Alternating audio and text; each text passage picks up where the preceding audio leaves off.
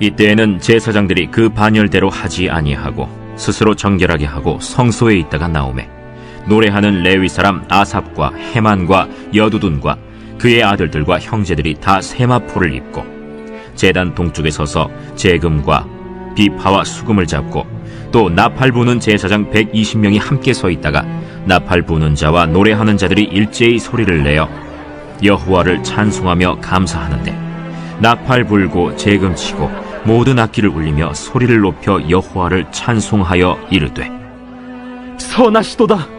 그의 자비하심이 영원히 있도다 하매 그때 여호와의 전에 구름이 가득한지라. 제사장들이 그 구름으로 말미암아 능히 서서 섬기지 못하였으니 이는 여호와의 영광이 하나님의 전에 가득함이었더라.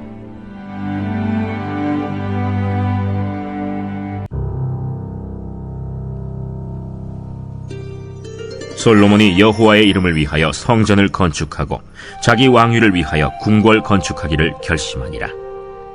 솔로몬이 이에 짐꾼 7만 명과 산에서 돌을 떠낼 자 8만 명과 이 일을 감독할 자 3,600명을 뽑고 솔로몬이 사절을 두로 왕 후람에게 보내어 이르되 당신이 전에 내 아버지 다윗에게 백향목을 보내어 그가 거주하실 궁궐을 건축하게 한 것 같이 내게도 그리하소서.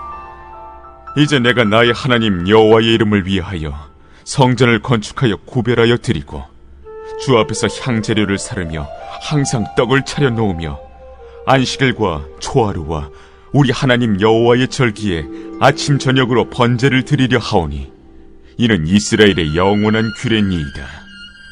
내가 건축하고자 하는 성전은 크니 우리 하나님은 모든 신들보다 크심이라. 누가 능히 하나님을 위하여 성전을 건축하리요?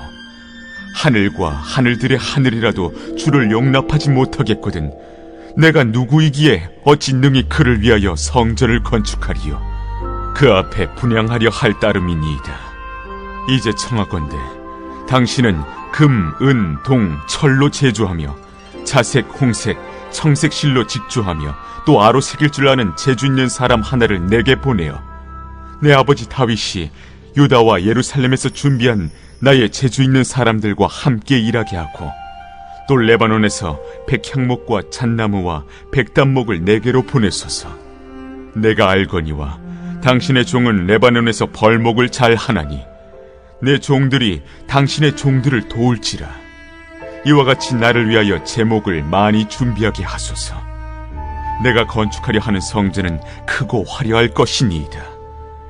내가 당신의 벌목하는 종들에게 지은 밀 2만 고르와 보리 2만 고르와 포도주 2만 밭과 기름 2만 밭을 주리이다. 두로 왕 후람이 솔로몬에게 답장하여 이르되 여호와께서 자기 백성을 사랑하심으로 당신을 세워 그들의 왕을 삼으셨도다. 천지를 지으신 이스라엘의 하나님 여호와는 송축을 받으실지로다. 다윗 왕에게 지혜로운 아들을 주시고 명철과 총명을 주시사 능히 여호와를 위하여 성전을 건축하고 자기 왕위를 위하여 궁궐을 건축하게 하시도다. 내가 이제 재주 있고 총명한 사람을 보내오니 전에 내 아버지 후람에게 속하였던 자라. 이 사람은 단의 여자들 중 한 여인의 아들이요 그의 아버지는 두로 사람이라. 능히 금, 은, 동, 철과 돌과 나무와 자색, 정색, 홍색 실과 가는 배로 일을 잘하며 또 모든 아로 새기는 일에 익숙하고 모든 기묘한 양식에 능한 자이니 그에게 당신의 재주 있는 사람들과 당신의 아버지 내 주 다윗의 재주 있는 사람들과 함께 일하게 하소서.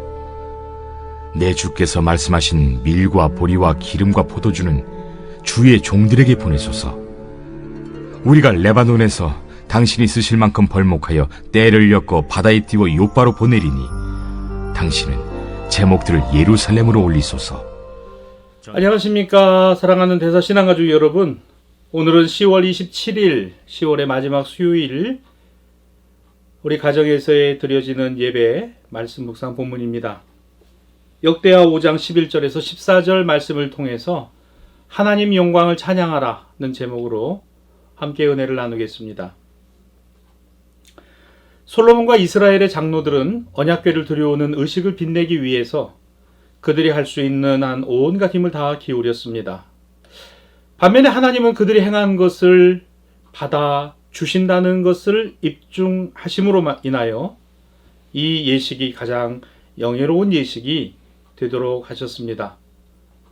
솔로몬 성전을 채운 영광의 구름, 성전에 입혀진 모든 금이나 거기에 박혀진 보석들보다도 더욱 귀한 것은 그곳에 하나님의 영광이 가득했다라는 것이죠.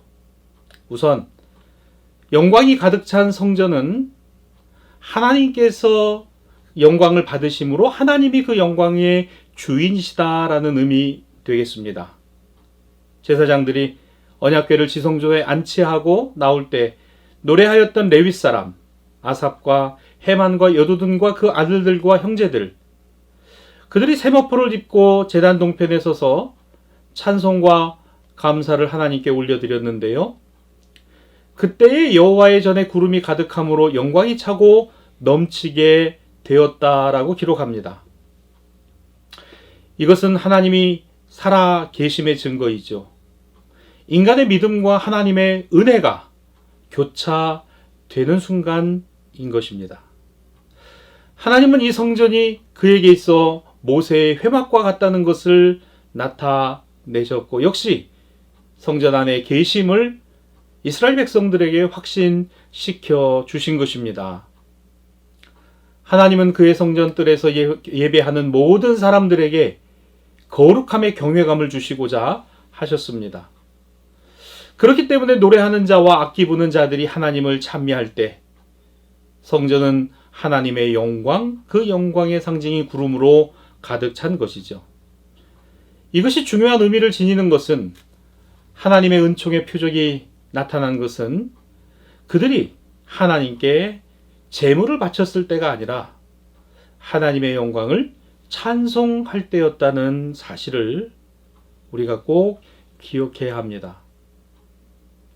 하나님의 영광이 가득 찬 성전, 성결함의 옷을 입고 사명을 다하는 이들이 열심을 가질 때, 그리고 바로 그러한 사람들로 말미암아 이 성전 안에서 언제나 찬송과 찬미, 감사와 영광을 올려드리는 소리가 가득하고 넘쳐야 할 것입니다.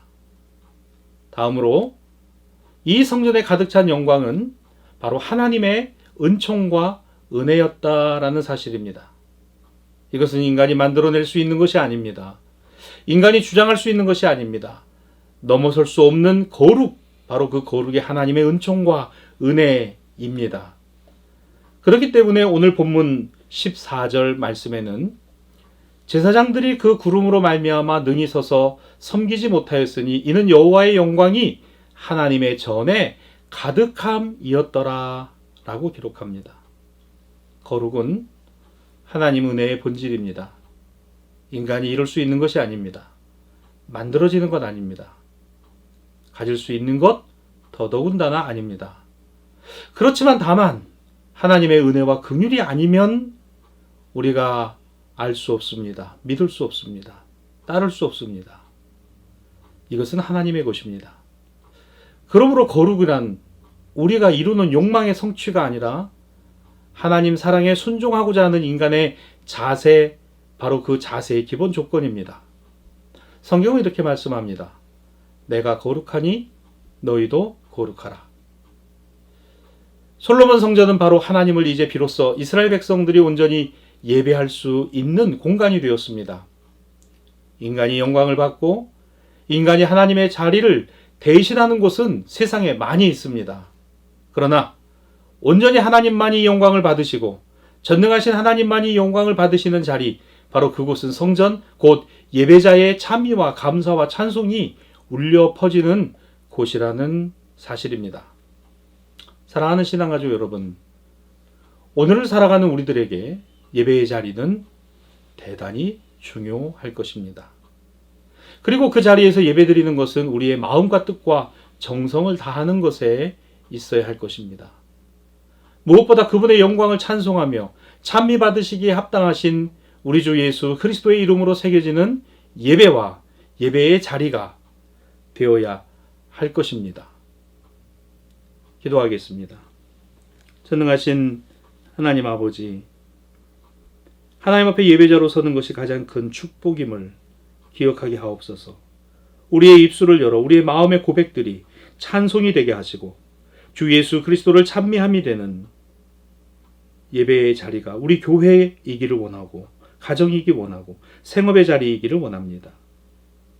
거룩하신 하나님, 내가 거룩하니 너희도 거룩하라 하심을 따라 이 신앙과 믿음을 더해가고 우리에게서만이 아니라 우리의 자녀와 자손 세대들까지 이어가는 복된 가정 되게 하여 주옵소서. 예수님의 이름으로 기도하옵나이다. 아멘.